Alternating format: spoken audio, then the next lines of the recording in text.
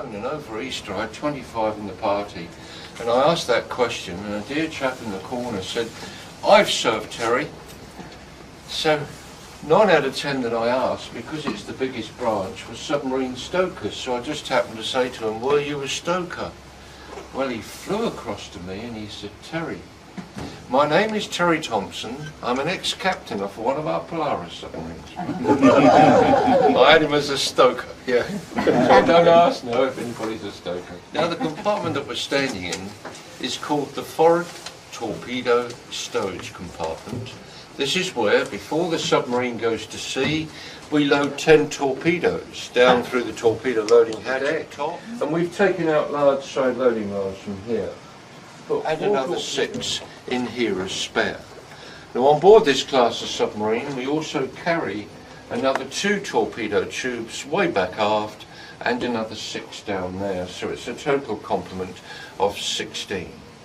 The torpedo that you see here today, called the Mark 8, has now gone out of service. It's the same type of torpedo that sank the Argentinian battleship General Belgrano in the Falklands Wars. It was diesel driven, 40 miles an hour through the water, straight running. But the latest torpedo in service today is called Spearfish.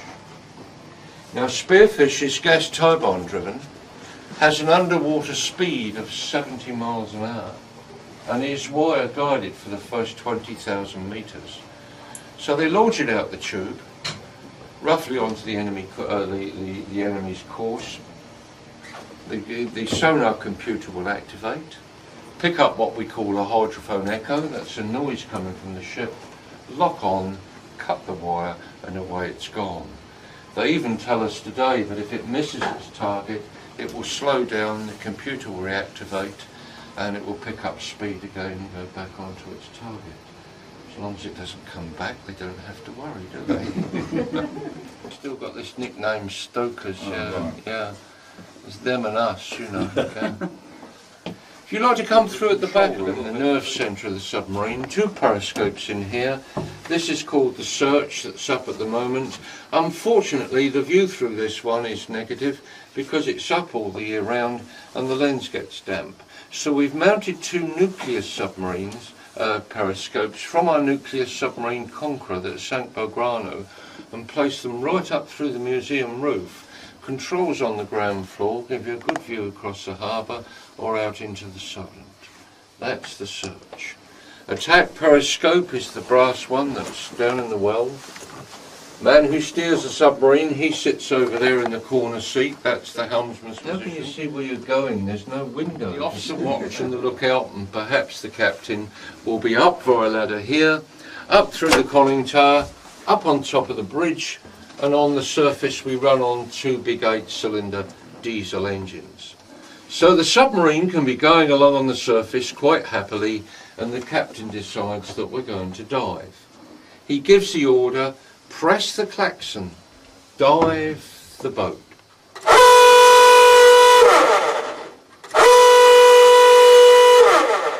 And when we hear that klaxon go, every crewman on board has a special diving station to go to. If you can envisage the following things happening, more or less at the same time, main engines will be stopped and we go over to battery operated motors. The officer watch and the lookout come down off the bridge very, very quickly, shutting the upper hatch and the lower hatch behind them. One man will come and sit on the forward hydroplane controls here. You've seen the hydroplanes on the front of the propellers, and a man will be on a diving panel here. Now outside of a submarine, we carry very large ballast tanks. You see the big bulbous bits on the side? They're all divided up into smaller tanks. And these are the controls called main vent controls that open the vents in the ballast tanks. So as soon as that klaxon is sounded, the chap here on the diving panel will open the main vents right down through the panel. Now as he does so, seawater starts to flood into the ballast tanks. We take on a total of 300 tons of seawater. Submarine becomes extremely heavy and starts to go down. On the way down, these two men on the hydroplanes will be controlling our angle of dive as we're going down. Here today, two shallow gauges up to 140 feet deep, shut them off and open up the deep gauge in the middle there to a safe diving depth of 750 feet. Now, night time on board submarines, right throughout the submarine, we switch to red lighting. It will help the captain if we happen to come back from deep to periscope depth, which is 40 feet at night.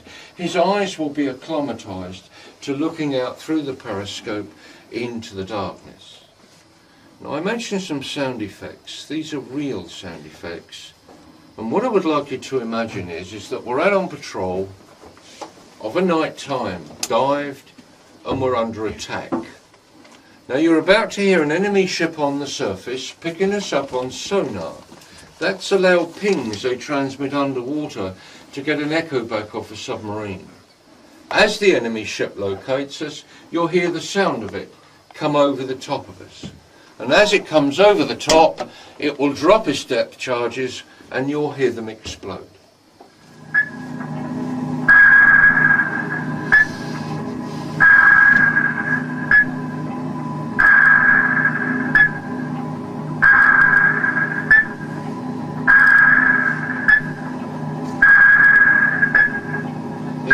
The sound of the enemy ship beginning to come over. Hear the propellers going through the water.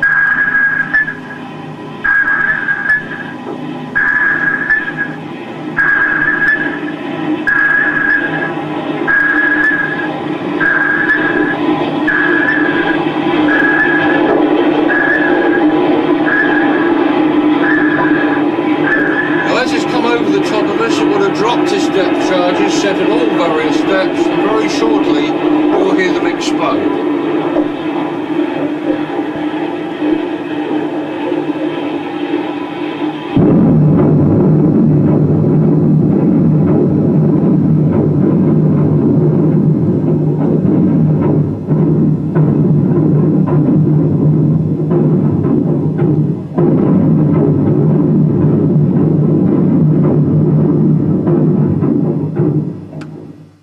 Those depth charges that you just heard were recorded at a quarter of a mile away.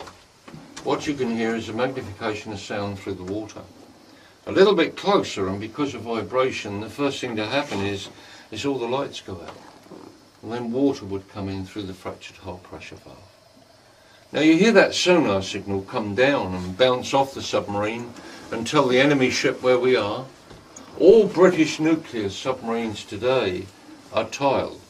When that signal comes down, it is absorbed and doesn't return to the surface. Any questions, please? Submarines on the surface are what we call roll-on wet grass boats because we're virtually round in shape. As soon as it starts to get choppy, away they start to go. Seawater breaks over the bridge and comes down into the control room here by the gallons, and we rig what we call an elephant's trunk.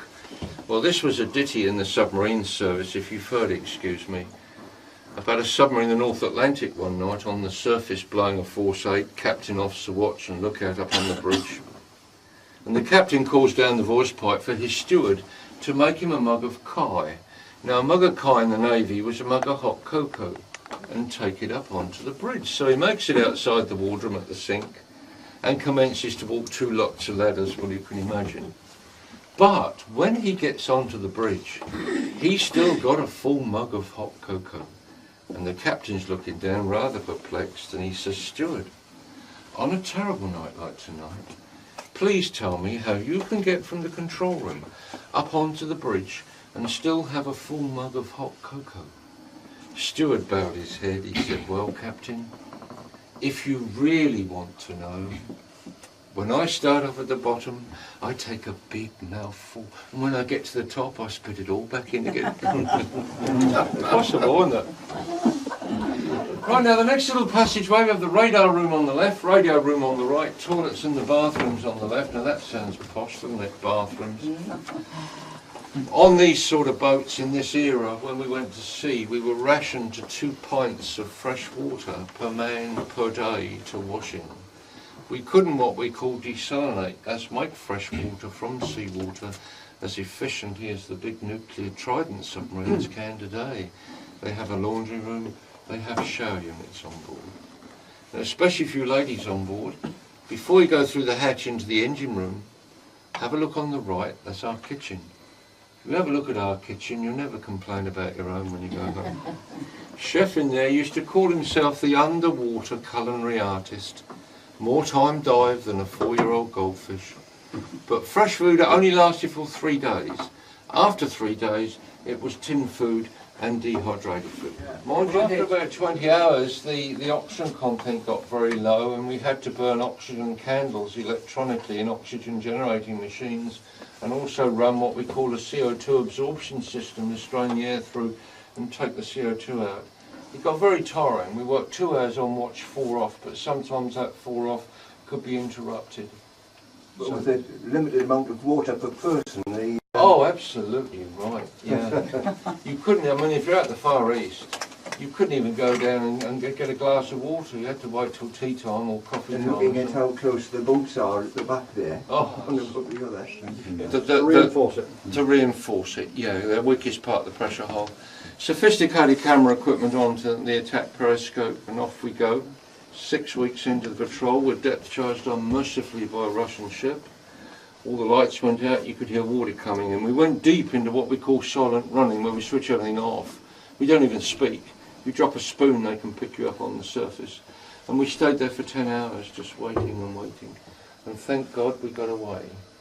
But the next time we surfaced in international waters, there was virtually nothing left up top. Captain said, now listen, if anybody asks you what happened when we get back home, we came up underneath a Norwegian merchant ship. It was the only one I ever did, but it was going on all the time. We shouldn't have been there. We were spying on one of their coastal installations. But thank God we had a good trip.